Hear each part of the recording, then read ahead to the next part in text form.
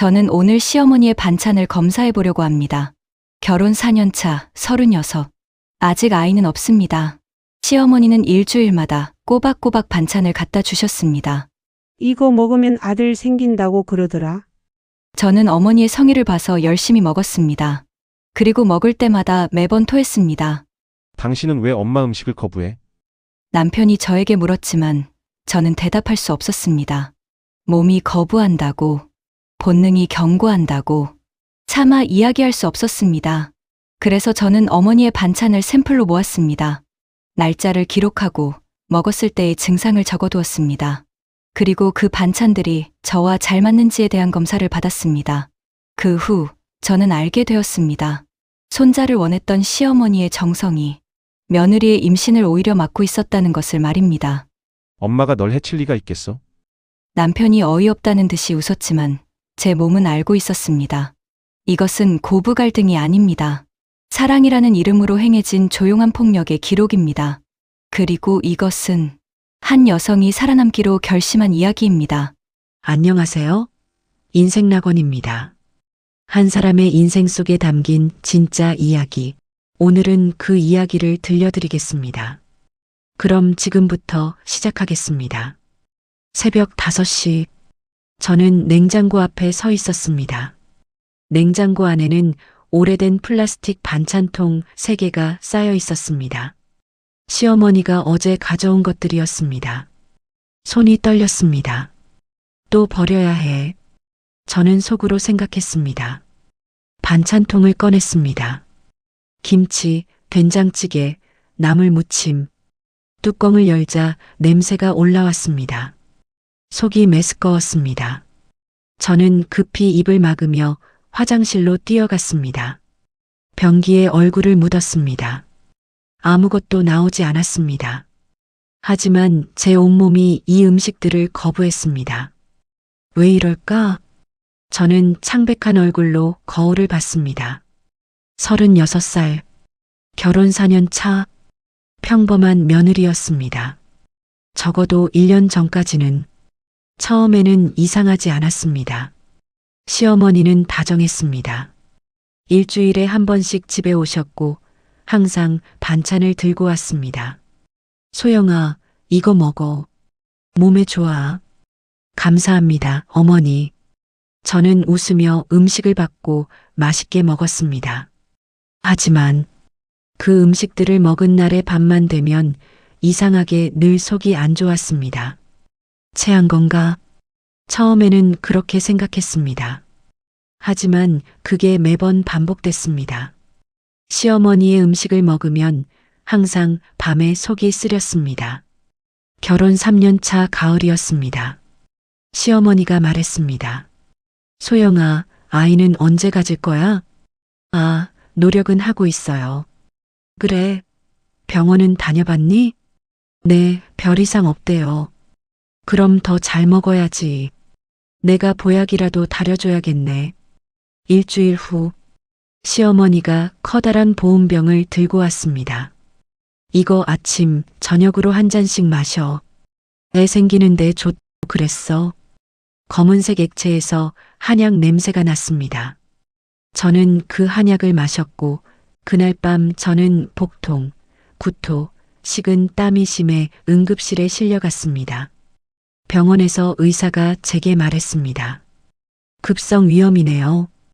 혹시 스트레스를 받을 일이 있으셨나요? 아니요. 음식은 잘 드셨고요? 네.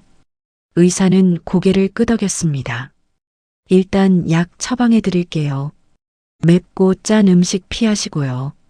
하지만 저는 내심 알고 있었습니다. 그 증상이 스트레스 때문이 아니라는 것을. 그 보약 때문이야. 집으로 돌아왔습니다. 남편 준호가 물었습니다. 괜찮아? 응. 엄마 보약 때문인가? 내가 얘기해 볼까? 아니야. 저는 고개를 저었습니다. 말해봤자 소용없어. 시어머니는 정성이라고 할 테고 남편은 시어머니를 감쌀 것입니다. 저는 남편 모르게 조용히 싱크대에 보온병을 비웠습니다. 그 후로 저는 항상 조심하게 되었습니다. 시댁 음식이 오면 먹는 척 했습니다. 남편이 보지 않을 때 몰래 버렸습니다. 쓰레기 봉투에 넣고 바로 버렸습니다. 하지만 시어머니는 계속 오셨고 반찬은 계속 늘었습니다. 소영아, 이건 손자 낳는데 좋아. 이건 며느리 몸보하는 거야. 이건 우리 집안 대대로 내려오는 비법이야. 저는 웃으며 받았습니다. 감사합니다, 어머니. 그리고 버렸습니다. 나는 정말 나쁜 며느리야. 저는 속으로 자책하며 스스로를 원망했습니다. 하지만 먹을 수가 없었습니다. 제 몸이 거부했으니까요. 그리고 저는 결국 이상한 행동을 시작했습니다. 반찬을 버리기 전에 저울에 달아봤습니다. 김치 300g, 된장찌개 500g, 나물 200g. 왜 무게를 재게 되었는지는 모르겠지만 그냥 뭔가 기록해야 할 것 같았습니다. 그리고 작은 통에 조금씩 담아 냉동실 깊숙이 숨겼습니다. 혹시 몰라. 저는 속으로 되뇌었습니다. 혹시 진짜 문제가 있으면 증거가 필요할지도. 하지만 동시에 생각했습니다. 나 미친 거 아닐까? 시어머니는 그저 정성을 다하는 분입니다. 손자를 원하는 평범한 시어머니입니다. 그런데 저는 그 정성을 버리고 무게를 재고 샘플을 모으고 있습니다. 내가 이상한 거야. 그날도 시댁에 다녀왔습니다. 명절이었습니다. 온 가족이 모였습니다. 시어머니가 저를 안방으로 따로 불렀습니다. 소영아, 네 어머니. 우리 집안의 아들이 끊기면 큰일이야. 알지? 네. 손자 봐야지. 그래야 우리 준호도 대를 이을 수 있어. 대를 잇는다. 그 말이 귀에 박혔습니다. 노력하고 있어요, 어머니. 노력만으로는 안 돼. 잘 먹어야 해. 내가 특별히 준비한 게 있어. 시어머니가 서랍에서 작은 보자기 하나를 꺼냈습니다. 한약 봉지였습니다. 이거 집에 가져가서 매일 저녁에 먹어. 꼭. 네. 저는 받았습니다. 손이 떨렸습니다. 또 먹어야 하나? 응급실이 떠올랐습니다. 그날 밤의 통증이. 고마워, 소영아. 넌 우리 집 며느리니까. 며느리니까. 그 말이 무겁게 내려앉았습니다. 집으로 돌아왔습니다. 남편이 물었습니다. 엄마가 뭐래? 아무것도. 그냥 잘 먹으래. 엄마가 소영이 걱정하시나 봐. 그치? 그러게. 남편은 이야기를 하며 웃었지만 저는 웃지 못했습니다. 그날 밤 저는 한약 봉지를 꺼내 뜯어봤습니다. 검은 가루였습니다. 냄새를 맡고는 속이 뒤집혔습니다. 난 이건 절대 못 먹을 것 같아. 저는 약봉지를 접어 서랍 깊숙이 넣었습니다. 그리고 휴대전화를 꺼냈습니다. 검색했습니다. 시댁 음식 거부, 며느리 신체 이상, 반찬 독. 손가락이 떨렸습니다. 내가 지금 뭘 하는 거지? 제 행동에 어이없게도 웃음이 나왔습니다. 하지만 슬픈 웃음이었습니다. 시어머니는 나쁜 분이 아닙니다. 손자를 원하는 평범한 분입니다. 그런데 왜 저는 이렇게 의심하는 걸까요? 창밖을 봤습니다. 겨울밤이 깊었습니다. 제 손은 여전히 떨리고 있었습니다. 나는 이상한 며느리가 되었어. 저는 속으로 중얼거렸습니다. 아니면 진짜 무언가 이상한 걸까? 대답은 없었습니다. 하지만 한 가지는 확실했습니다. 저 혼자 고군분투 중이라는 것. 남편도 시댁도 모릅니다. 아무도 제 두려움을 모릅니다. 저는 반찬통들이 쌓여 있는 냉장고 안을 다시 봤습니다. 내일 아침 신랑 몰래 또 버려야 합니다. 아무도 모르게 저는 불을 껐습니다. 어둠 속에서 냉장고 불빛만 깜빡였습니다. 그리고 저는 알고 있었습니다. 이것은 시작일 뿐이라는 것을. 일주일이 지나고 시어머니가 다시 집으로 왔습니다.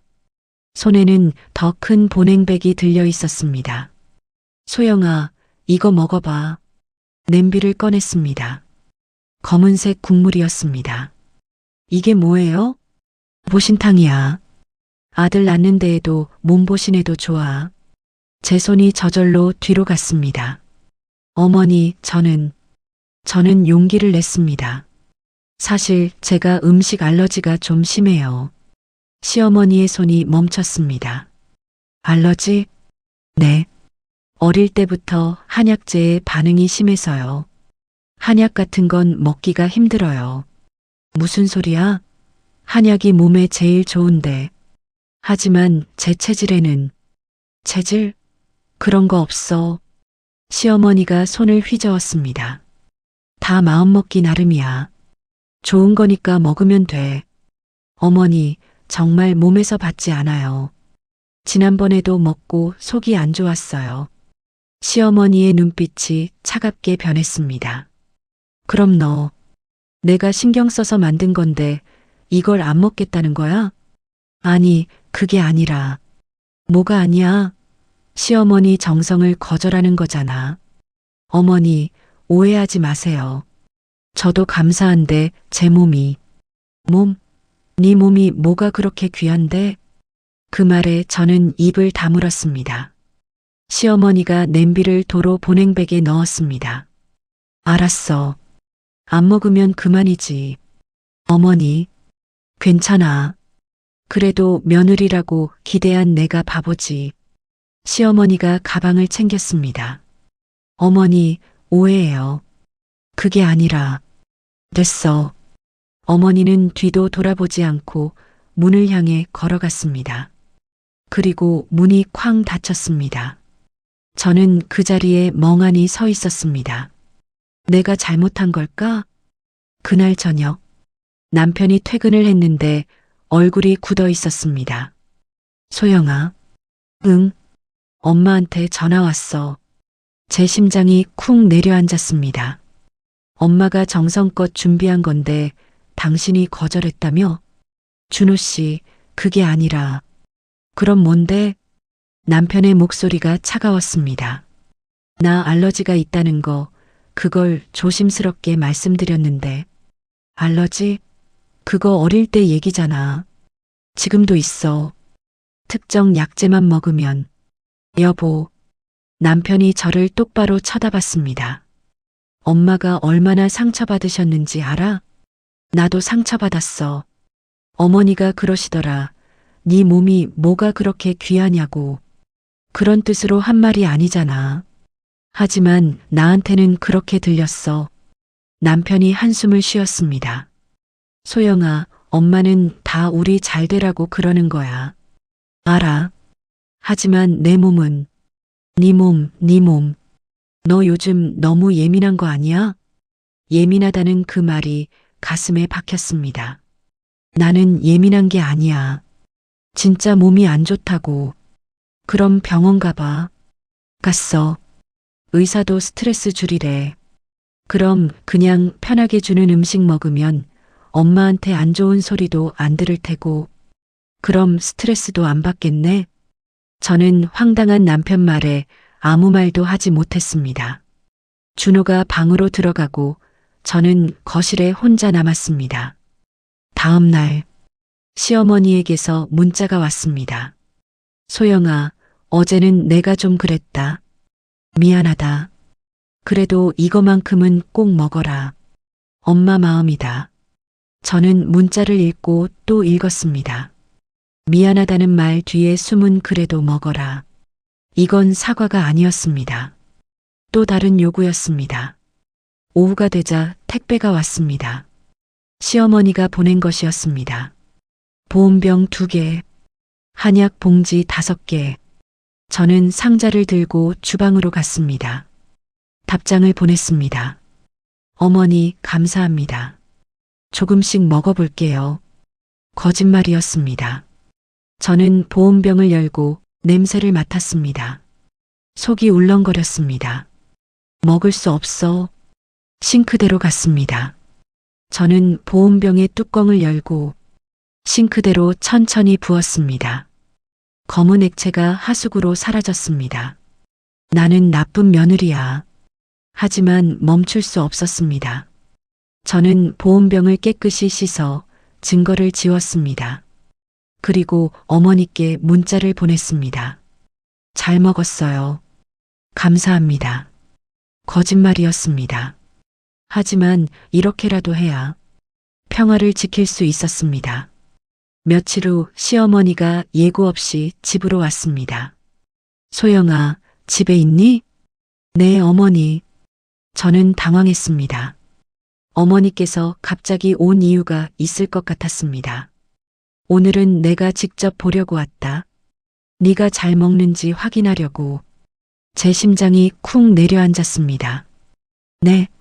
시어머니가 냉장고를 열고 안을 살폈습니다. 보온병은 다 먹었어요. 진짜? 시어머니가 저를 똑바로 쳐다봤습니다.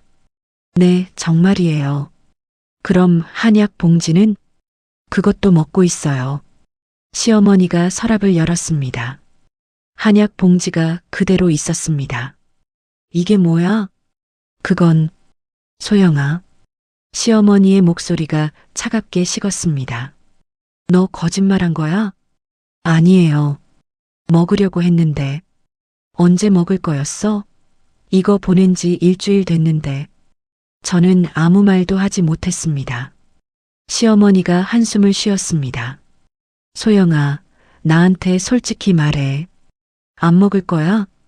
어머니, 대답해. 먹기가 힘들어요. 왜? 몸에서 받지 않아요. 시어머니가 허탈하게 웃었습니다.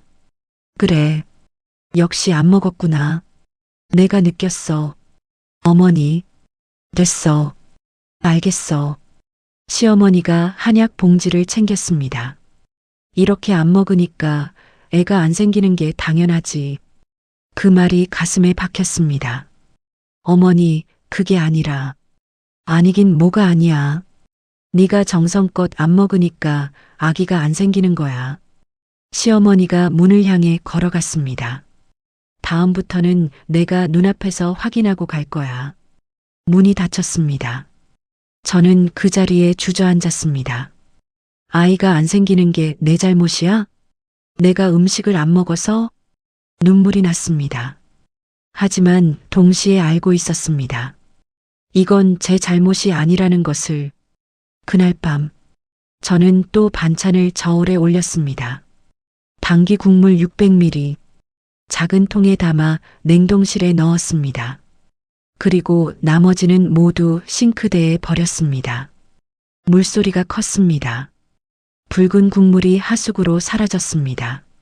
나는 나쁜 며느리야. 저는 속으로 되뇌었습니다. 하지만 멈출 수 없었습니다. 몸이 거부하는 한, 본능이 경고하는 한, 저는 이 음식과 약들을 먹을 수 없었습니다. 그리고 이제 시어머니는 저를 의심하고 있었습니다. 다음부터는 눈앞에서 먹어야 할 것 같았습니다. 어떻게 하지? 대답은 없었습니다. 저는 이내 휴대전화를 꺼내 검색을 시작했습니다. 음식물 성분 검사, 독극물 검사, 민간요법 부작용. 손가락이 떨렸습니다. 내가 지금 뭘 하는 거지? 저는 속으로 웃었습니다. 시어머니는 정성을 다하는 분입니다. 손자를 원하는 평범한 분입니다. 그런데 저는 그 정성을 독극물 취급하고 있었습니다. 나는 정말 이상한 며느리야. 어머니에 대한 죄책감이 가득했지만 멈출 수 없었습니다. 제 몸이 이 음식들을 거부하는 한, 증상이 반복되는 한, 저는 무엇이 문제인지를 반드시 알아야 했습니다. 일주일 후 저는 병원에 갔습니다. 산부인과였습니다. 의사가 물었습니다. 무슨 일로 오셨나요? 임신 준비 중인데 몸 상태를 확인하고 싶어서요. 네, 검사해 보시죠. 피를 뽑고 초음파 검사도 했습니다. 일주일 후 결과가 나왔습니다. 특별한 이상은 없으세요. 그렇군요. 근데 스트레스는 좀 받으시는 것 같아요. 코르티솔 수치가 높네요. 스트레스요? 네. 임신 준비 중이시면 스트레스 관리 중요해요. 너무 부담 갖지 마세요. 저는 고개를 끄덕였습니다. 하지만 의사에게 묻지 못했습니다. 시댁 음식을 먹으면 속이 안 좋아요. 이게 정상인가요? 아니면 진짜 문제가 있는 걸까요? 말할 수 없었습니다. 말하면 이상한 며느리가 되니까요. 남편도 시어머니도 아무도 제 두려움을 믿지 않습니다. 집으로 돌아온 저는 냉동실을 열었습니다. 작은 통들이 쌓여 있었습니다. 날짜가 적혀 있었습니다. 혹시 몰라. 저는 속으로 중얼거렸습니다. 혹시 진짜 문제가 있으면 증거가 필요할 거야. 하지만 동시에 생각했습니다. 그럼 난 정말 미친 며느리가 되는 거야. 창밖을 봤습니다. 밤이 깊었습니다. 창에 비친 제 모습이 보였습니다. 창백한 얼굴에 불안한 눈빛. 나는 누구지? 며느리? 아내? 아니면 그저 아들을 낳아야 하는 도구인가? 대답은 없었습니다. 하지만 한 가지는 확실했습니다. 이제 저는 더 이상 참을 수 없다는 것. 알아봐야 해. 저는 결심했습니다. 이 음식이 문제인지 내가 문제인 건지 정확히 알아봐야 해. 휴대전화를 꺼냈습니다. 식품 성분 분석 기관. 화면에 여러 결과가 떴습니다. 손가락이 떨렸습니다. 이걸 정말 해야 할까? 저는 속으로 물었습니다. 하지만 제 본능은 이미 알고 있었습니다. 조사해야 한다고. 아니, 해야만 한다고. 저를 지키기 위해서, 그리고 혹시라도 생길 아이를 지키기 위해서 화면을 저장했습니다. 내일 전화하기로 마음먹은 후 불을 껐습니다. 어둠 속에서 냉장고 불빛만 깜빡였습니다. 그리고 저는 느꼈습니다. 무언가 큰 일이 다가오고 있다는 것을. 돌이킬 수 없는 일이. 추석이었습니다. 시댁의 식구들이 모두 모였습니다. 시누이, 시동생 가족까지. 저는 부엌에서 음식을 날랐습니다. 땀이 흘렀습니다. 거실에서 웃음소리가 들렸습니다. 소영이는 아직이야? 시어머니의 목소리였습니다. 네, 아직이에요. 남편이 대답했습니다. 우린 언제 장손을 볼 수 있을까? 엄마, 소영이도 노력하고 있어요. 노력만으로 되나? 잘 먹어야지. 저는 부엌 문틈으로 엿들었습니다. 시누이가 어머니 옆에서 말했습니다. 새언니, 뭐 문제 있나? 우리는 바로 임신됐는데. 그러게. 소영이 문제인가? 좋다는 거 다 찾아서 많이 먹이거든. 시어머니가 딸에게 하소연하듯이 이야기했습니다. 병원은 다녀봤대? 다녀봤는데 이상 없대. 그럼 마음이 문제인가? 그럴지도. 나한테 알러지에 음식에 예민하다고 못 먹겠다고 그러길래 말도 안 되는 소리 하지 말라고 그랬지. 언니가 우리 집안이랑 체질이 안 맞는 거네. 아기 못 낳을 수도 있겠는데? 그리고는 자기들끼리 떠드는 말들과 웃음소리. 저는 벽에 기댔습니다. 숨이 막혔습니다. 나는 불량품이구나. 식사가 시작됐습니다. 시어머니가 제 앞에 다른 그릇을 놓았습니다. 소영아, 넌 이거 먹어. 특별히 너 위해 준비했어. 양냄새가 진한 검은색 국물이었습니다. 이게 뭐예요? 옹담이야. 아들 낳는 데는 이게 제일 좋다더라. 이거 비싼 거다? 식탁이 조용해졌습니다. 모두가 저를 쳐다봤습니다. 어머니, 저는 왜 이것도 안 먹으려고? 시어머니의 목소리가 날카로워졌습니다. 아니에요. 그냥 소영아. 시어머니가 제 손을 잡았습니다. 악력이 셌습니다. 딸은 필요 없어. 매번 이야기하지만 일단 아들부터 낳아야 해. 알지? 네. 그럼 먹어. 이거 먹으면 분명히 아들 생겨. 시누이, 시동생, 그들의 배우자. 모두가 저를 보고 있었습니다. 저는 숟가락을 들었습니다. 떨리는 손으로 국물을 떠서 입에 넣었습니다. 쓴맛이 혀를 태우면서 목구멍을 타고 내려갔습니다. 그 순간 갑자기 제 속이 울렁거리기 시작했습니다. 저는 입을 막고 급히 일어났습니다. 저는 화장실로 달려가서 변기에 얼굴을 묻고 모두 토했습니다. 몸이 떨리고 식은땀이 흘렀습니다. 문 밖에서 목소리가 들렸습니다. 소영이 또 그러네. 왜 저래? 엄청 예민한가 봐. 아니면 진짜 어디 병 걸린 거 아니야? 저는 변기를 붙잡았습니다. 눈물이 났습니다. 다들 나를 이상한 환자 취급하고 있어. 그날 밤 집으로 돌아왔습니다. 남편이 제게 물었습니다. 왜 그랬어? 몸이 안 좋았어. 엄마가 특별히 준비하신 건데. 미안해. 여보. 남편이 저를 쳐다봤습니다. 당신 요즘 이상해. 왜 엄마 음식을 자꾸 거부해? 거부하는 게 아니라. 그럼 뭐야? 오늘도 토했잖아. 몸에서 받지 않는다고 했잖아. 당신 마음의 문제 아니야? 몸이 안 좋은 거면 병원 가봐. 갔어. 이상 없대. 그럼 마음의 문제 맞네.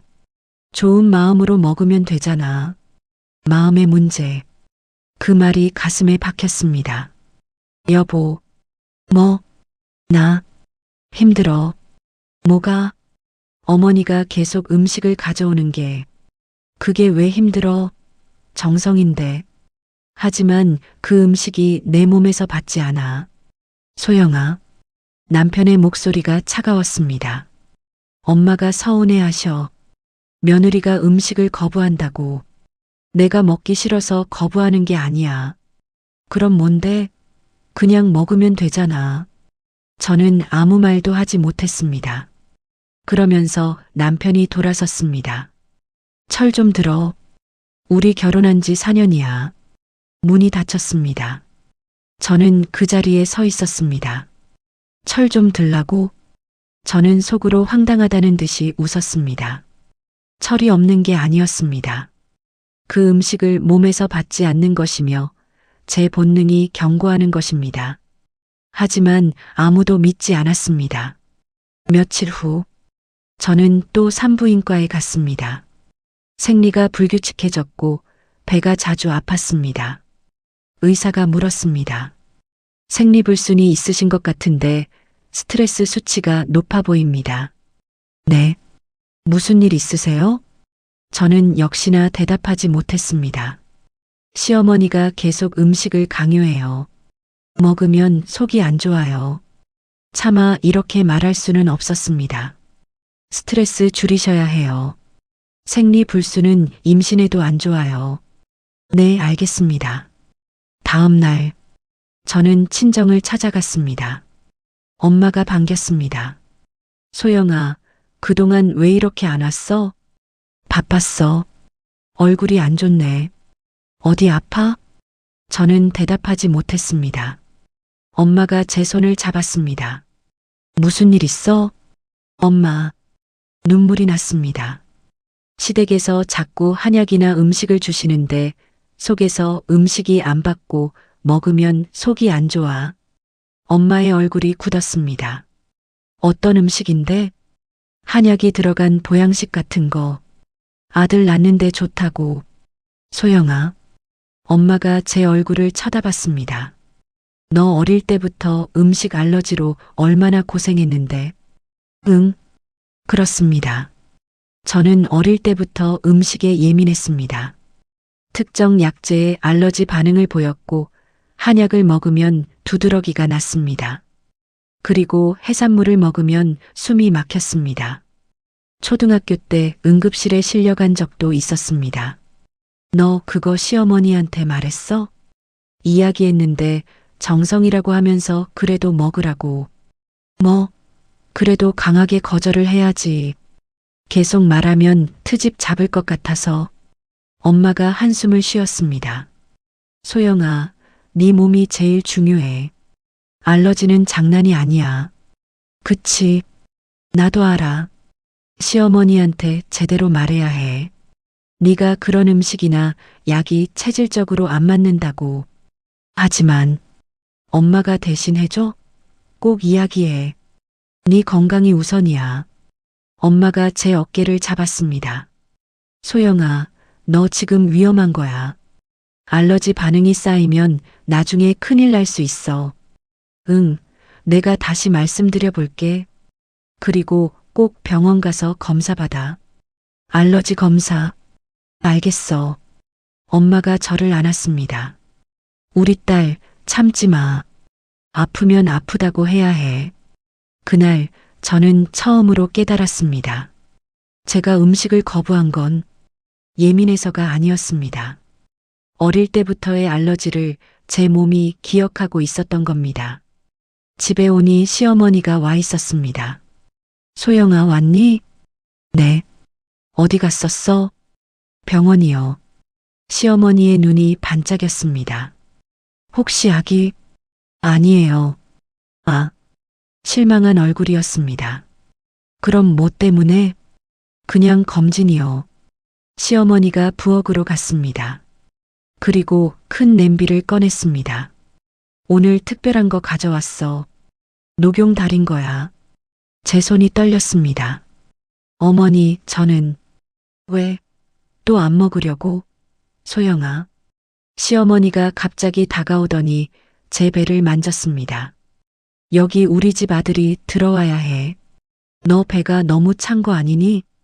저는 뒤로 물러났습니다. 어머니, 왜 피해? 시어머니가 며느리 배 만지는 게 이상해? 아니에요. 그럼 가만히 있어. 시어머니의 손이 제 배를 쓰다듬었습니다. 배가 따뜻해야 아기가 생기지. 튼튼해야 아들도 낳고. 저는 숨이 막혔습니다. 나는 사람이 아니구나. 그저 아들을 담을 그릇이었던 겁니다.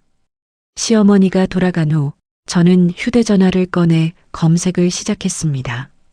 웅담 부작용, 녹용 과다 복용, 단기장기 복용. 화면에 결과가 떴습니다. 웅담 장기 복용 시간 손상, 호르몬 불균형, 녹용 과다 섭취 시 생식 기능 저하, 단기 임신 방해 가능성, 자궁 수축 유발. 손이 떨렸습니다. 생식 기능 저하, 임신 방해. 저는 화면을 멍하니 바라봤습니다. 손자를 보겠다는 집착이. 저는 속으로 중얼거렸습니다. 내 몸을 서서히 해치고 있었어. 저는 더 검색했습니다. 한약 과다 복용 증상, 구토, 복통, 생리불순, 어지럼증. 모두 제 증상이었습니다. 저는 휴대전화를 내려놓았습니다. 손이 떨렸습니다. 시어머니는 알고 있을까? 아니었습니다. 알 리 없었습니다. 그저 민간요법을 믿었을 뿐입니다. 옛날 방식을 고집했을 뿐입니다. 하지만 결과는 분명했습니다. 제 몸이 망가지고 있었습니다. 아이를 갖기 위해 먹은 음식이 오히려 임신을 방해하고 있었습니다. 아기는 없었겠지. 저는 속으로 생각했습니다. 하지만 그 결과는 적어도 나에게는 폭력이야. 조용한 폭력? 사랑이라는 이름의 폭력. 그날부터 저는 기록하기 시작했습니다. 노트를 사고 거기에 날짜를 적었습니다. 2025년 10월 15일 웅담 국물 500ml, 구토, 복통. 2025년 10월 18일 녹용가루 1숟가락, 어지럼증. 2025년 10월 22일 당귀 달인 물 600ml, 생리지연. 음식을 먹지 않고 대신 샘플을 모았습니다. 음식과 약을 작은 통에 담고 날짜를 적었습니다. 그리고는 냉동실에 넣었습니다. 남편은 계속해서 물었습니다. 요즘 엄마 음식 잘 먹어? 응. 거짓말이었습니다. 저는 하나도 먹지 않고 모두 버렸습니다. 하지만 차마 말할 수 없었습니다. 이건 독이야. 그 말을 하는 순간 저는 미친 며느리가 되니까요. 며칠 후 저는 친구를 만났습니다. 대학 동기 미선이었습니다. 소영아, 얼굴이 왜 그래? 피곤해서. 많이 아파 보여. 병원 갔어? 응. 뭐래? 스트레스 때문에. 미선이 저를 쳐다봤습니다. 시댁 때문이야? 저는 대답하지 못했습니다. 소영아. 응? 너 결혼하고 많이 변했어. 그래. 응. 예전엔 웃음이 많았는데 지금은. 미선이 제 손을 잡았습니다. 너 진짜 괜찮은 거야? 그 순간 눈물이 났습니다. 미선아. 왜? 무슨 일 있어? 나 너무 힘들어. 저는 모든 것을 말했습니다. 시어머니의 음식, 반복되는 증상, 남편의 무관심. 미선은 조용히 들었습니다.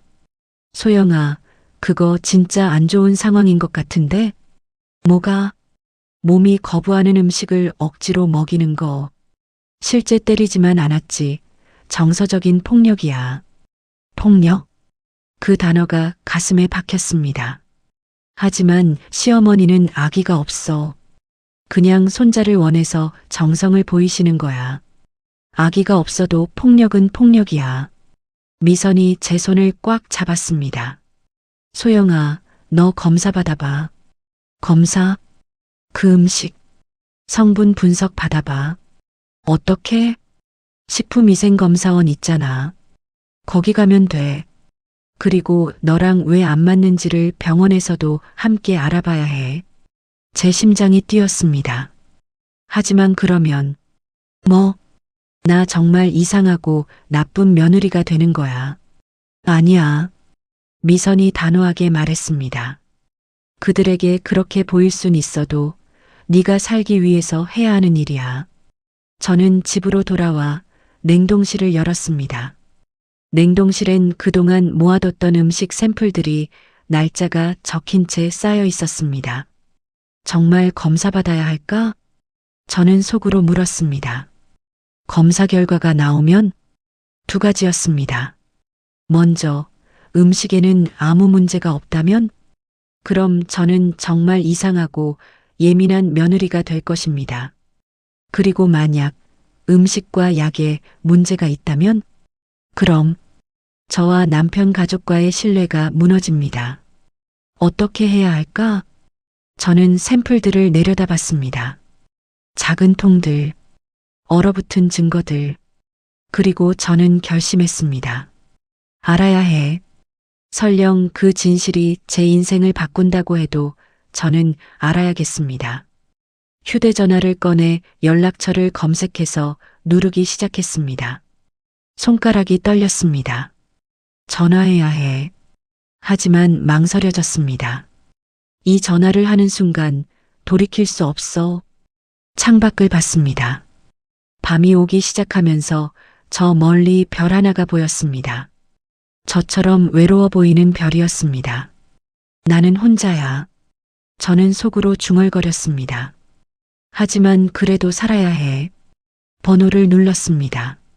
신호음이 울렸습니다. 심장이 터질 듯 뛰었습니다.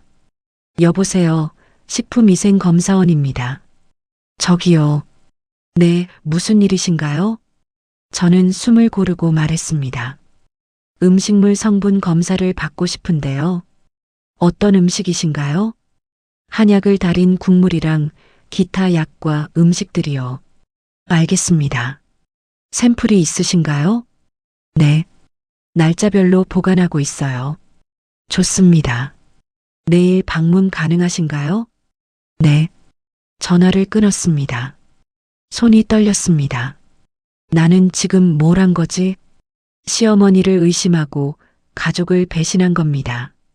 하지만 제 몸과 앞으로의 제 미래를 지킨 겁니다. 저는 냉동실을 다시 봤습니다. 샘플들은 그대로 쌓여 있었습니다.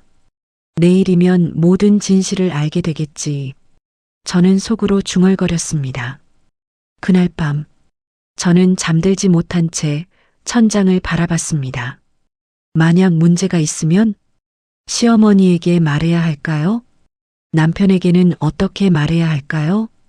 아니면 그냥 혼자 알면서 조용히 거리를 둬야 할까요? 대답은 없었습니다. 하지만 한 가지는 확실했습니다. 내일이면 모든 것이 바뀔 거라는 것. 돌이킬 수 없이 완전히. 아침이 밝아왔습니다. 저는 일어나 냉동실을 열고 그동안 모았던 샘플들을 꺼냈습니다. 그리고 보냉 가방에 모조리 넣고 집을 나섰습니다. 진실을 향해 식품위생검사원에 방문하고 며칠 후 연락이 왔습니다. 일주일 만이었습니다. 샘플 분석 결과가 나왔습니다. 제 손이 떨렸습니다. 어떻게 나왔나요? 여러 약재 성분이 검출됐습니다. 웅담, 녹용, 당귀, 그 외 알 수 없는 혼합물도 있고요. 그게 문제가 되나요? 과다 복용 시 간 독성, 호르몬 불균형을 일으킬 수 있습니다. 특히 임신 준비 중이시라면 더 위험할 수 있어요.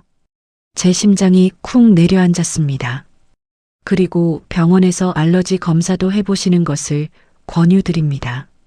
문제가 없는 식품류도 개인에게 안 맞는다면 쇼크를 일으키고 치명적일 수 있습니다. 아, 네. 알겠습니다. 보고서는 우편으로 발송해드렸습니다. 감사합니다. 전화를 끊었습니다. 저는 그 자리에 주저앉았습니다.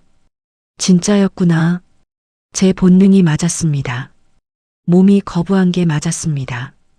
그 음식들은 정말로 저에게는 맞지 않는 것이었습니다. 사흘 후 보고서가 도착했습니다. 두꺼운 봉투였습니다. 저는 떨리는 손으로 봉투를 뜯었습니다. 식품 성분 분석 결과 숫자들이 나열돼 있었습니다. 전문 용어들이 빼곡했습니다. 하지만 결론은 명확했습니다. 장기 복용 시 생식 기능 저하 가능, 임신 방해 요인으로 작용할 수 있음, 간 독성주의. 저는 보고서를 가슴에 안았습니다. 이제 어떻게 하지? 남편에게 보여줘야 할까요? 시어머니에게 말해야 할까요? 손이 떨렸습니다. 그날 밤 남편이 퇴근했습니다. 저는 남편에게는 이야기를 하기로 결심했습니다. 준호 씨, 응? 할 말이 있어. 뭔데? 저는 보고서를 꺼내 테이블 위에 놓았습니다. 이거 좀 봐. 남편이 보고서를 집어들고 눈을 가늘게 떴습니다. 이게 뭐야? 어머니가 주신 음식들. 성분 분석 결과야. 남편의 얼굴이 굳었습니다. 뭐? 내가 검사받았어. 식품위생검사원에서. 너 미쳤어? 남편의 목소리가 커졌습니다. 왜 그런 짓을 해? 내 몸이 계속 이상했잖아. 그래서 뭐가 문제인지 확인하고 싶었어. 그래서 엄마 음식을 독극물 취급한 거야? 아니야, 그게 아니라. 그럼 뭔데? 남편이 보고서를 테이블에 내던졌습니다. 당신 정말 이상해. 엄마가 널 해칠 리가 있겠어? 나도 알아. 하지만 결과가. 결과? 이게 결과야? 남편이 보고서를 가리켰습니다. 이건 그냥 성분 분석이야. 한약재가 검출됐다고 해서 독이 되는 건 아니잖아. 하지만 여기 보면. 그만해. 남편이 소리쳤습니다. 저는 입을 다물었습니다. 여보, 엄마는 순수하게 손주를 보고 싶어서 그러는 거야. 정성을 다하는 거라고. 근데 그 정성이 내 몸을 망치고 있어. 너 지금 뭐라고 한 거야? 남편이 저를 똑바로 쳐다봤습니다. 엄마가 널 망친다고? 그런 뜻이 아니야. 그럼 무슨 뜻이야? 저는 선뜻 대답하지 못했습니다. 남편이 한숨을 쉬었습니다. 여보, 당신 요즘 정말 이상해. 예민한 것도 정도가 있지.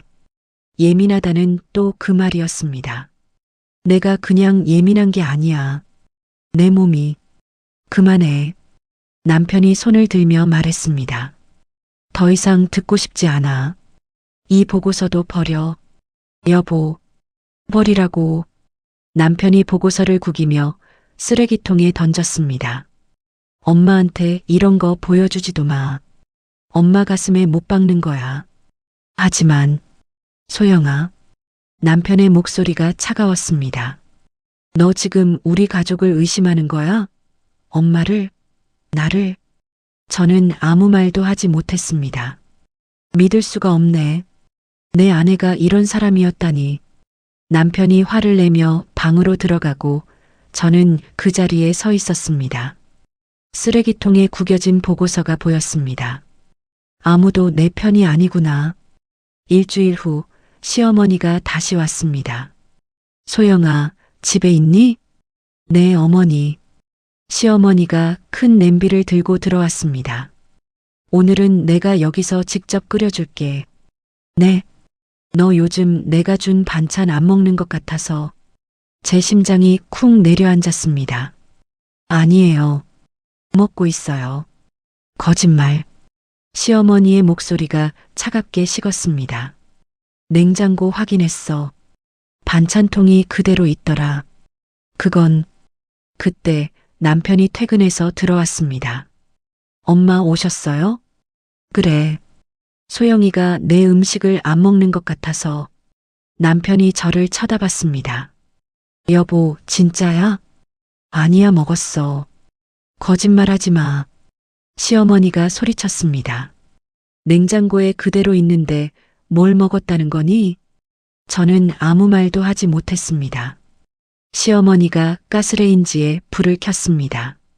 그리고 그 큰 냄비를 올렸습니다. 오늘은 내 눈앞에서 먹어. 끝까지. 어머니, 먹어. 국물이 끓기 시작했습니다. 진한 한약 냄새가 퍼졌습니다. 저는 속이 울렁거렸습니다. 자, 다 됐어. 먹어. 시어머니가 그릇에 국물을 퍼서 제 앞에 놓았습니다. 어머니, 저는 지금 먹으라고. 시어머니가 숟가락을 제 손에 쥐어줬습니다. 그러자 남편이 옆에서 보다가 한마디 거들었습니다. 소영아, 엄마 정성인데 먹어야지. 하지만 여보 몸에 좋다고 어머니가 신경 쓰신 거잖아. 그냥 참고 먹으면 안 돼? 두 사람이 저를 내려다보고 있었습니다. 숟가락을 든 제 손이 떨렸습니다.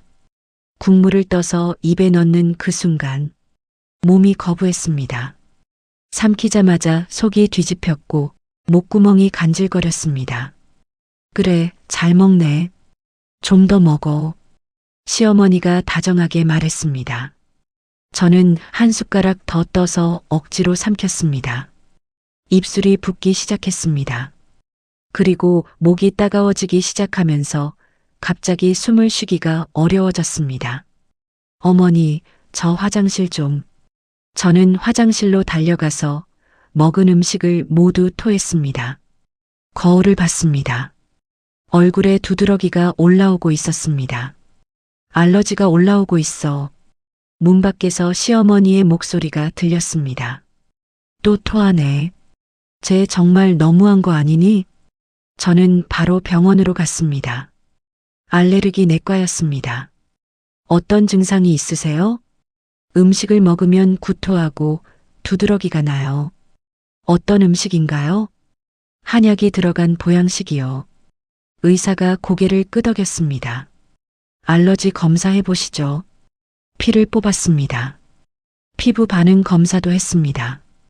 일주일 후 결과가 나왔습니다. 환자분 여러 약재 그리고 음식물에 알러지가 있으시네요. 의사가 검사 결과지를 보여줬습니다. 웅담, 녹용, 당귀. 드셨다는 음식 모두 양성 반응입니다. 그럼 제가 먹은 음식들이 네, 드시면 안 되는 성분들이었어요. 계속 드셨으면 아나필락시스 쇼크가 올 수도 있었습니다. 제 손이 떨렸습니다. 이거 심각한 건가요? 네. 알러지는 쌓입니다. 계속 노출되면 반응이 점점 심해져요. 최악의 경우 생명이 위험할 수도 있어요. 의사가 처방전을 썼습니다. 이 약재들이나 여기 있는 식재료는 절대 드시면 안 됩니다. 가족분들께도 꼭 알려주세요. 저는 검사 결과지를 받고 집으로 돌아왔습니다. 집에 있던 남편에게 그 결과지를 바로 보여줬습니다. 이거 봐. 병원에서 알러지 검사 받았어. 남편이 결과지를 읽더니 이내 얼굴이 굳었습니다. 이게 진짜야? 응. 의사가 말했어. 계속 먹으면 위험하다고. 아나필락시스 쇼크 올 수도 있대. 남편이 소파에 주저앉았습니다. 그럼 엄마가 준 음식들이 응. 내 몸에 안 맞는 거였어. 침묵이 흘렀습니다. 왜 진작 말 안 했어? 내가 계속 말했잖아. 근데 당신은 어릴 때니깐 괜찮다고. 다 내 마음, 내 정신 탓만 했잖아. 남편은 대답하지 못했습니다. 이제 알았지? 내가 마냥 예민한 건 아니라고. 그래. 어머니께 말씀드릴 거야. 더 이상 그 음식 못 먹는다고. 남편이 고개를 들었습니다. 여보, 근데 뭐? 엄마한테 이렇게 말하면 엄마가 상처받으실 것 같아. 제 입이 떡 벌어졌습니다. 뭐? 엄마가 정성을 다했는데 알러지라니. 당신 지금 무슨 말을 하는 거야? 그냥 좀 더 부드럽게 말하면 안 될까? 부드럽게? 알러지가 부드럽게 말한다고 해결되는 거야? 제 목소리가 높아졌습니다. 나 죽을 뻔했어. 의사가 그랬어. 바로 병원 안 왔으면 쇼크 올 수도 있었대. 알아. 하지만, 여보, 하지만은 없어. 저는 검사 결과지를 테이블에 올리면서 말했습니다. 이게 증거야. 의학적 증거. 그래도 안 믿어? 믿어. 하지만 엄마 입장도. 엄마 입장? 그럼 내 입장은? 남편이 입을 다물었습니다. 여보, 당신 지금 뭐가 더 중요한 거야? 엄마 기분? 아니면 내 생명? 둘 다 중요해. 둘 다? 저는 어이가 없어서 웃음이 나왔습니다. 둘 다 중요하면 결국 내가 희생해야 하는 거잖아. 그게 아니라, 그럼 뭔데? 엄마 기분 안 상하게 하면서 나보고 계속 먹으란 거야? 죽을 수도 있는데? 남편이 대답하지 못했습니다. 저는 검사 결과지를 집어들었습니다. 나 이거 가지고 어머니께 직접 말할 거야. 소영아, 잠깐. 됐어. 당신은 말 안 해도 돼. 내가 할게. 저는 가방을 챙겼습니다. 어디가? 나 친정에 좀 가 있을게. 지금? 응. 당신이랑 더 이상 같이 있기 싫어. 소영아. 남편이 제 팔을 잡았습니다. 나 줘. 진정해. 우리 좀 더 생각해보자. 내 생각은 끝났어. 저는 팔을 뿌리쳤습니다. 나 이제부터 내 스스로 내 몸 지킬 거야. 당신들이 무시한 내 몸. 소영아, 제발. 제발은 무슨 제발이야. 제 목소리가 터져 나왔습니다. 나 6개월 동안 고생했어. 토하고 두드러기 나고 병원 다니고. 그런데 당신 식구들은 뭐 했어? 나보고 예민하다고만 하고. 엄마 정성이라고? 눈물이 났습니다.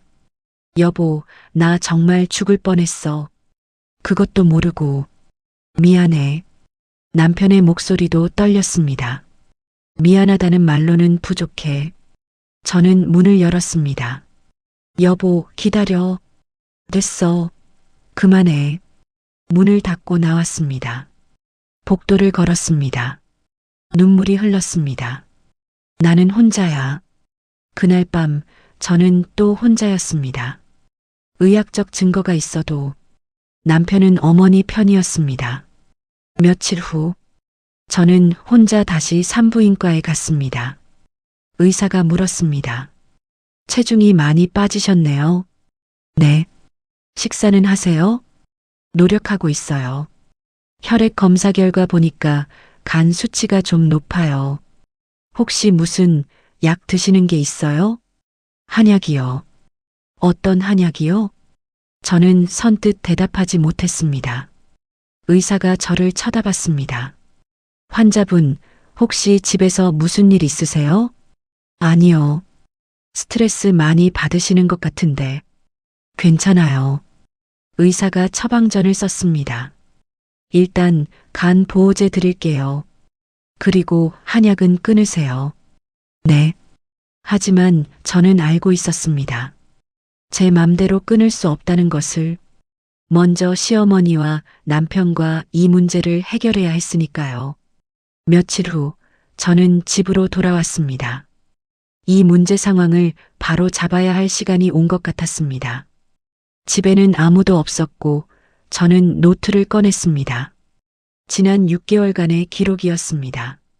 날짜, 음식, 증상 모두 적혀 있었습니다.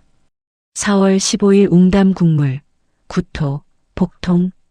4월 22일 녹용가루, 어지럼증, 두통. 5월 3일 당기달인 물, 생리지연. 5월 18일 보신탕, 구토, 식은땀. 그리고 저는 알러지 검사 결과와 병원 검사 결과지도 꺼냈습니다. 4월 간 수치 정상, 6월 간 수치 상승, 8월 간 수치 더 상승, 생리 불순, 10월 간 수치 경고 수준, 체중 감소. 저는 결과지에 그래프를 그려봤습니다. 시어머니의 음식 빈도가 올라갈수록 제 건강 수치는 떨어졌습니다. 이건 우연이 아니야. 저는 속으로 중얼거렸습니다. 명백한 인과관계야. 그리고 저는 남편이 버렸던 식품 분석 보고서를 찾아 다시 펼쳤습니다. 보고서에는 제가 미처 보지 못했던 내용이 더 있었습니다. 식품위생 검사 결과, 눈이 커졌습니다. 웅담 샘플 대장균 검출, 녹용가루 곰팡이 포자 검출, 한약재 중금속납 기준치 초과. 손이 떨렸습니다. 대장균, 곰팡이, 중금속? 저는 식품위생검사원으로 다시 전화했습니다. 여보세요. 검사 결과 관련해서 문의드리려고요. 네, 말씀하세요. 이 음식들. 저는 분명 바로 냉동 보관을 했었는데, 근데도 음식들이 상했던 건가요? 담당자가 설명했습니다. 아, 그건 아닙니다. 샘플을 분석한 결과 제조 과정이나 제조 전 보관 과정에서 위생 관리가 제대로 안 된 것으로 보입니다. 구체적으로 알려주시겠어요? 웅담의 경우 비위생적인 환경에서 제조 처리된 것 같습니다. 대장균 수치가 높게 나왔어요. 녹용은요? 습기가 많은 곳에 오래 보관돼서 곰팡이가 번식했습니다. 그리고 한약재는 정식 허가받지 않은 곳에서 제조된 것 같습니다. 중금속이 검출됐어요. 제 머리가 하얘졌습니다. 이런 걸 먹으면 어떻게 되나요? 단기적으로는 구토, 설사, 복통이 오고요. 장기 복용하면 간 손상, 신장 손상이 생길 수 있습니다. 알겠습니다. 전화를 끊었습니다. 저는 모든 보고서를 모았습니다. 알러지 검사 결과, 식품 성분 분석, 식품위생 검사, 3가지 증거. 그날 저녁 저는 결심했습니다. 말해야 해. 증거와 함께 제대로. 저는 모든 자료를 정리했습니다. 노트, 검사 결과, 분석 보고서 모두 파일에 넣고 남편이 퇴근하길 기다렸습니다. 그리고 시어머니가 오시길 기다렸습니다. 그날 저녁 시어머니가 왔습니다. 소영아, 있니? 네, 어머니. 남편도 어머니와 함께 들어왔습니다. 저는 가방에서 서류들을 꺼내 테이블에 펼쳤습니다. 어머니, 이거 좀 보세요. 이게 뭐니? 어머니가 주신 음식들 검사 결과예요. 시어머니가 서류를 집어들었습니다. 첫 번째는 알러지 검사예요. 저는 웅담, 녹용, 당귀 모두 알러지가 있어요. 시어머니의 얼굴이 굳었습니다. 두 번째는 식품 성분 분석이에요. 과다 복용 시 생식 기능 저하와 간 손상이 생길 수 있다고 합니다. 그리고 지금 현재 제 간 기능이 매우 떨어져 있는 상태예요. 남편이 고개를 떨구고 서류를 들여다봤습니다. 그리고 세 번째, 저는 숨을 고르고 말했습니다. 식품위생검사예요. 위생검사? 시어머니가 되물었습니다. 네. 어머니가 주신 음식에서 대장균, 곰팡이, 중금속이 검출됐어요. 뭐? 웅담은 비위생적인 환경에서 처리됐고요. 녹용은 곰팡이가 번식했어요. 한약재는 정식 허가 안 받은 곳에서 만들어진 거래요. 시어머니가 서류를 집어던졌습니다. 말도 안 돼. 내가 돈을 얼마나 많이 주고 산 건데. 어머니, 이것들 어디서 구입하셨어요? 그냥 아는 지인한테. 정식 약국이나 한의원이 아니고요? 시어머니가 대답하지 못했습니다. 어머니, 그 지인이 파는 곳은 정식 허가받은 곳인가요? 그건 옛날부터 하던 곳이야. 믿을만해. 하지만 검사 결과는 이래요. 저는 위생검사 보고서를 다시 폈습니다. 어머니께서 대장균, 곰팡이, 중금속이 있는 음식과 한약을 저한테 6개월 넘게 주신 거예요. 그건 검사가 잘못된 거야. 국가공인 기관에서 검사한 거예요. 그때 남편이 끼어들었습니다. 소영아, 엄마가 일부러 그런 건 아니잖아. 나도 알아. 어머니께는 항상 감사하지만 결과는 이거야. 저는 테이블을 가리켰습니다. 제 몸이 망가진 이유는 세 가지예요. 손가락을 펼쳤습니다. 첫째, 알러지 반응. 일단 제 체질에 안 맞는 약재들이었어요. 둘째, 과다 복용. 오히려 제 생식 기능을 저하시켰다고 합니다. 셋째, 위생 불량. 대장균과 곰팡이, 중금속 때문에 간과 신장이 손상됐어요. 시어머니가 울기 시작했습니다.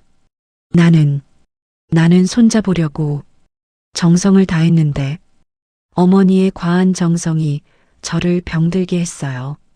6개월, 아니 1년, 어쩌면 그 이상 제 몸은 서서히 망가지고 있었습니다.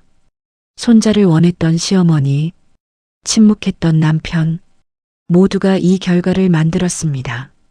그리고 이것도 좀 봐주셨으면 해요. 이게 뭐니? 제가 지난 6개월간 기록한 거예요. 노트를 펼쳤습니다. 어머니가 주신 음식들, 그리고 제 증상들. 시어머니의 얼굴이 굳었습니다. 이게 무슨... 그때 남편이 끼어들었습니다. 당신, 이게 무슨 짓이야? 무슨 짓이냐니? 이건 사실이야. 시어머니가 제 노트를 집어들고 눈을 가늘게 뜨고 읽었습니다. 침묵이 흘렀습니다. 어머니가 주신 음식들이 슬프지만 제 몸에 독이 됐어요. 뭐? 시어머니의 목소리가 떨렸습니다.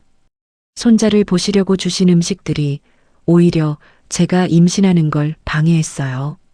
말도 안 돼. 시어머니가 소리쳤습니다. 이건 다 정성이야. 우리 시댁 대대로 내려오는 비법이고. 하지만 결과는... 결과? 이런 종이 몇 장이 결과야? 시어머니가 보고서를 집어던졌습니다. 너 지금 내가 널 해치고 있다고 여기는 거니? 아니에요. 저는 그냥 뭐... 시어머니를 살인자로 만들려고? 어머니, 그게 아니라... 그때 남편이 제 팔을 잡았습니다. 소영아, 그만해. 여보, 이거 봐. 증거가 다 있어. 증거? 이게 증거야? 남편이 자료들을 훑어보며 말했습니다. 이건 그냥 네 억측이야. 억측이 아니야. 사실이야. 사실? 엄마가 널 해치려 했다는 게 사실이라고?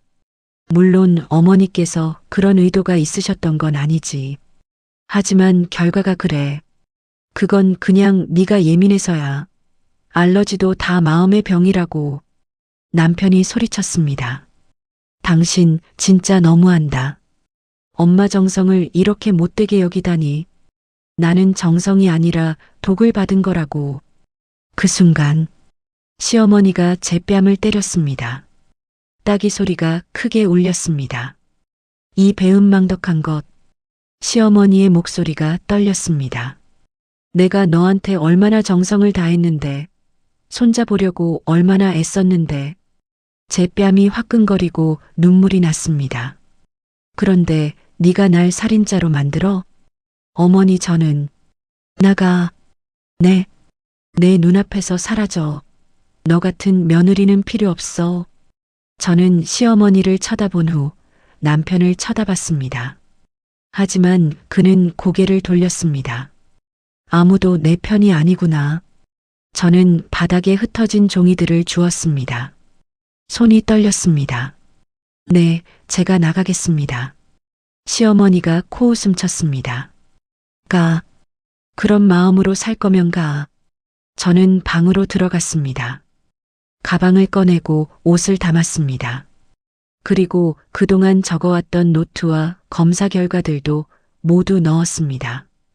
기록은 배신하지 않아. 저는 속으로 중얼거렸습니다.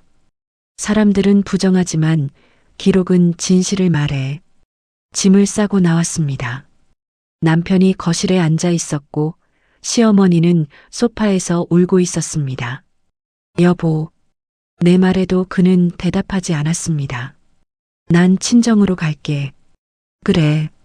미안해. 뭐가? 그냥 이 모든 게. 저는 문을 열고 나가면서 뒤돌아보지 않았습니다. 한 걸음 한 걸음 계단을 내려가 밖으로 나왔습니다. 밤바람은 차가웠지만 상쾌했습니다. 나는 혼자야. 저는 속으로 중얼거렸습니다. 그러니깐 나 자신은 내가 직접 보호해야 해. 가방을 꽉 안았습니다. 그 안에는 6개월의 기록이 들어 있었습니다. 제 고통의 증거, 제 생존의 기록. 아무도 믿지 않아도 기록은 배신하지 않았습니다. 택시를 탔습니다. 창밖을 봤습니다. 아파트가 멀어졌습니다. 그곳에는 저를 믿지 않는 남편이 있었습니다.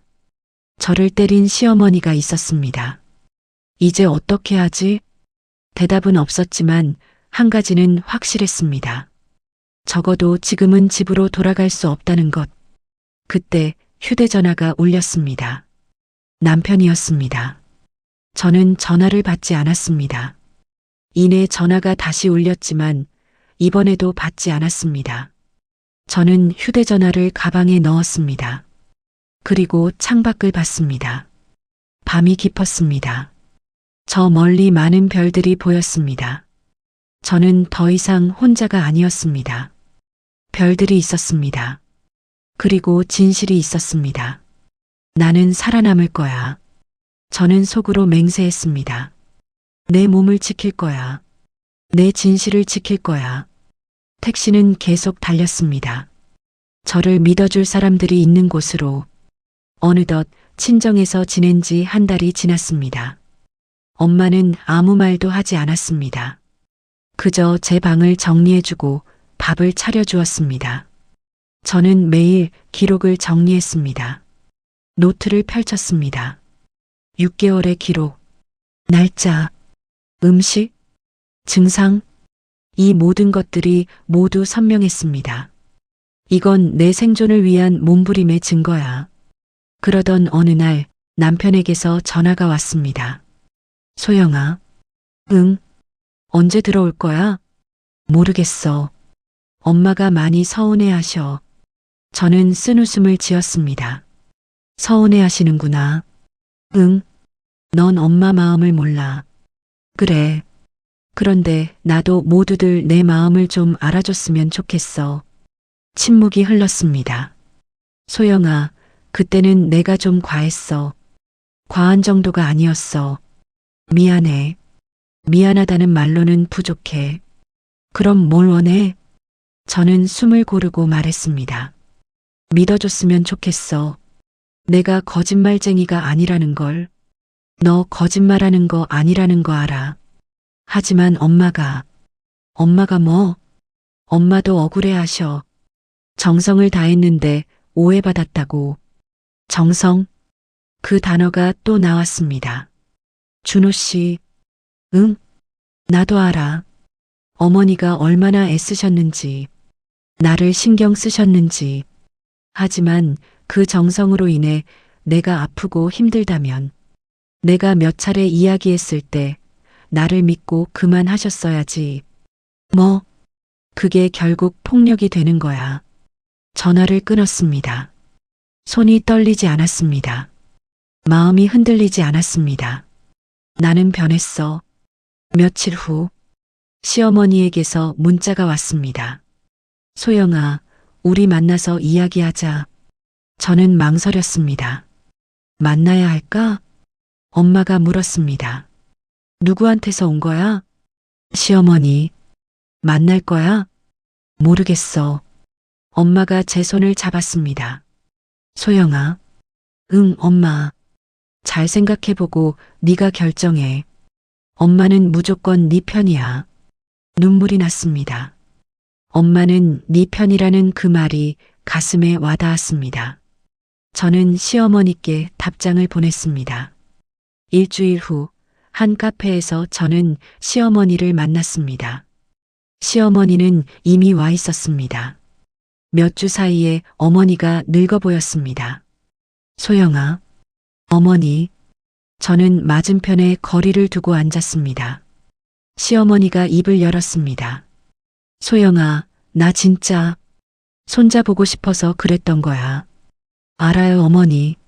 아기는 없었어. 진짜야. 네. 그럼 날 이해해 줄 수 있어? 저는 고개를 저었습니다. 어머니가 아기가 없었다는 건 이해해요. 하지만 제가 이제 용납할 순 없어요. 시어머니의 얼굴이 굳었습니다. 왜? 다 너 잘 되라고 그런 건데. 제 몸이 망가졌어요. 그러면서 제 마음도 같이 무너졌어요. 저는 가방에서 노트를 꺼냈습니다. 6개월 동안 기록했던 이 노트를 아직도 전 간직하고 있어요. 어머니가 주신 음식 먹고 제가 얼마나 아팠는지.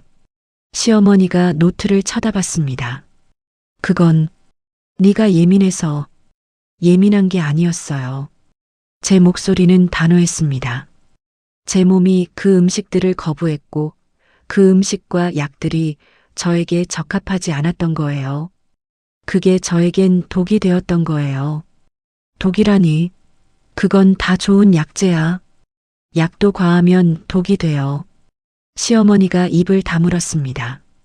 저는 계속 말했습니다. 어머니, 저는 그릇이 아니에요. 뭐? 어머니 손자를 담을 그릇이 아니에요. 저도 사람이에요. 시어머니의 눈에 눈물이 맺혔습니다. 나도 힘들었어. 손자가 너무 보고 싶었어. 알아요. 그럼. 하지만 어머니의 힘듦이 제 고통을 정당화하지는 않아요. 시어머니가 울었습니다. 저는 울지 않았습니다. 너 그럼 이제 어떻게 하려고 그러니? 저는 숨을 고르고 말했습니다. 당분간 거리를 두고 싶어요. 거리를? 네. 어머니도 준호 씨도요. 이혼하려는 거야? 아직은 모르겠어요. 하지만 지금은 저를 지키고 싶어요. 시어머니가 고개를 떨궜습니다. 다 집안 잘 되라고 한 일이었는데, 집안 잘 되라고. 저는 그 말을 마음에서 지웠습니다. 어머니, 응? 저는 이제 저를 위해 살 거예요. 일어났습니다. 조심히 들어가세요. 돌아섰습니다. 뒤돌아보지 않았습니다. 저는 바로 친정으로 돌아왔습니다. 기다리고 있던 엄마가 물었습니다. 어땠어? 잘 말씀드리고 끝냈어요. 엄마가 저를 안았습니다. 애썼다. 우리 딸. 저는 엄마 품에서 울었습니다.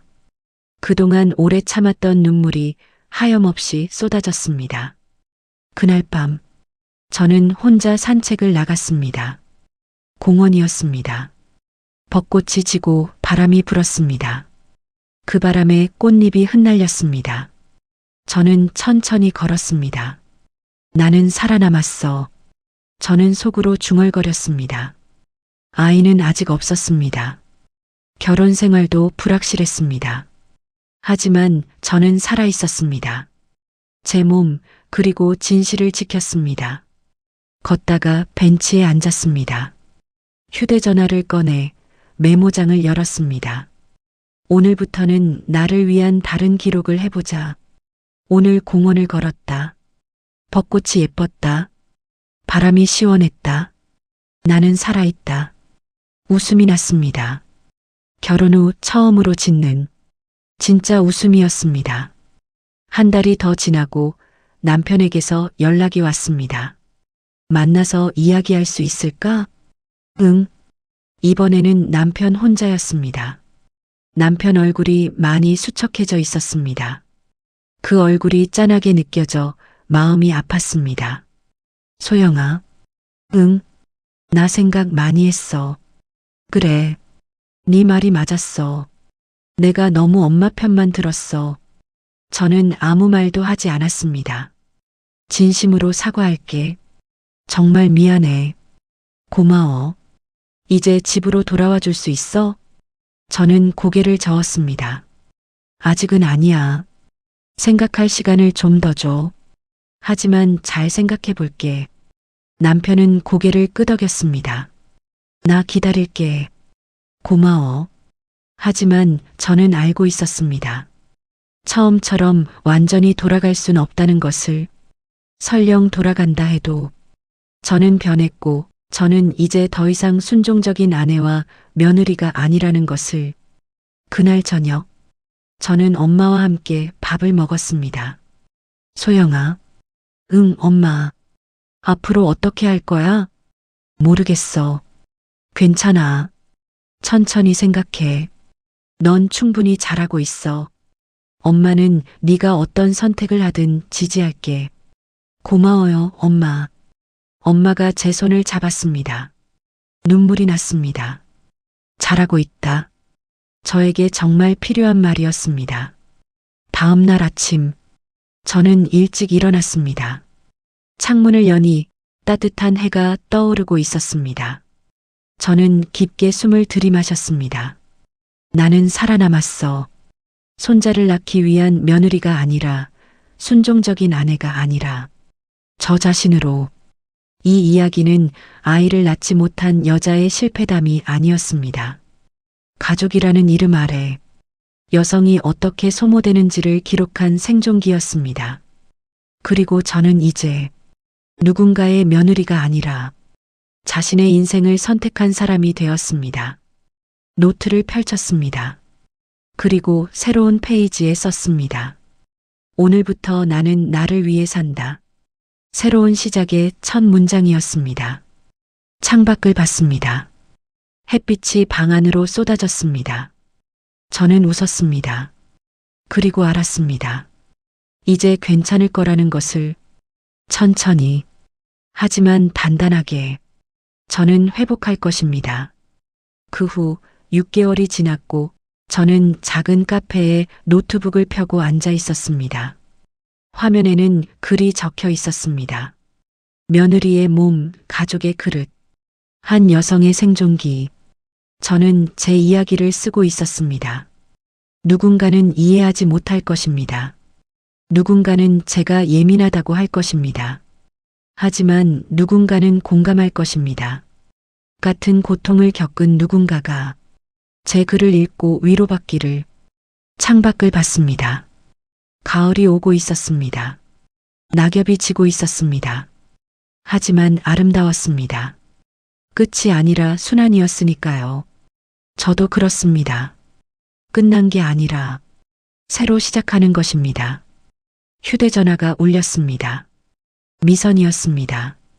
소영아, 오늘 저녁에 뭐해? 별일은 없어. 그냥 글 쓰고 있었어. 잘 됐다. 같이 밥 먹을래? 좋아. 그럼 6시에 볼까? 응. 전화를 끊었습니다. 웃음이 났습니다. 저는 혼자가 아니었습니다. 저를 믿어주고 저를 지지해주는 사람들이 있었습니다.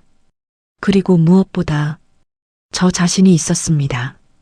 노트북을 닫고 카페 밖을 나섰습니다. 햇빛이 따뜻했고 바람이 시원했습니다. 저는 걸었습니다. 천천히 하지만 단단하게 제 인생을 향해. 오늘의 이야기가 마음에 닿았다면 조용히 구독과 좋아요로 마음을 전해주세요. 그리고 더 많은 인생 이야기나 못다한 이야기가 있다면 댓글로 남겨주세요. 여러분의 하루에 따뜻한 빛이 되었길 바랍니다. 지금까지 인생낙원이었습니다. 함께 해주셔서 감사합니다.